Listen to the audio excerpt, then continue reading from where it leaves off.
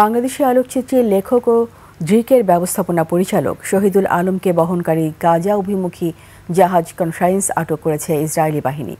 একই সাথে freedom flotilla কোয়ালিশনের আরও দুটি নৌবহর আটক করেছে নেতানিয়াহুর সেনারা। আটকের সময় নিজের ভেরিফাইড ফেসবুক পেজে দেয়া এক ভিডিও বার্তায় শহীদুল আলম বলেন, তাকে অপহরণ করেছে ইসরায়েলি বাহিনী। বিস্তারিত জানাচ্ছেন আফসানা নীলা। লিলি বিউটি সোপ, যার অ্যান্টি এজিং গুণ তারুণ্য ধরে রেখে ত্বককে করে উজ্জ্বল। তারুণ্যময় উজ্জ্বল ত্বকের জন্য। রিমার্ক। আবারও চড়াও ইসরায়েলি বাহিনী। এবার টার্গেট ফ্রিডম ফ্লোটিলা।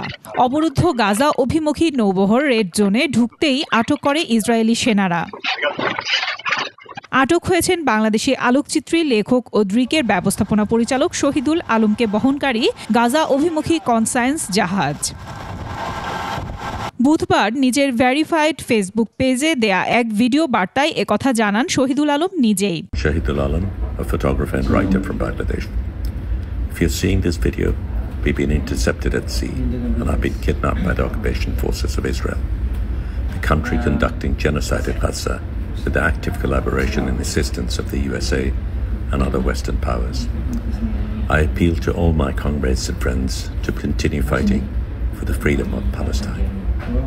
এর আগে মঙ্গলবার ফেসবুকে দেয়া এক পোস্টে তিনি জানিয়েছিলেন, বুধবার ভোর নাগাদ রেড জোনে পৌঁছে যেতে পারবেন। পোস্টে রেড জোন বলতে শহীদুল আলম বুঝিয়েছেন যেখানে ইসরায়েলি সেনারা সম্প্রতি সুমুদ ফ্লোটিলা নৌবহরকে আটক করে অধিকার কর্মীদেরকে নিয়ে যায়।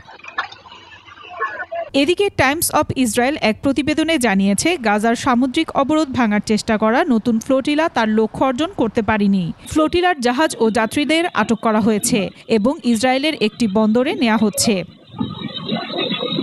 ইসরায়েলের পররাষ্ট্রমন্ত্রী এক্সে লিখেছেন, আইনগত নৌ অবরোধ ভাঙার এবং লড়াই ক্ষেত্রে প্রবেশের আরেকটি বৃথা চেষ্টা ব্যর্থ হয়েছে। যাত্রীদের দ্রুত অন্য দেশে পাঠানোর জন্য প্রস্তুত করা হবে।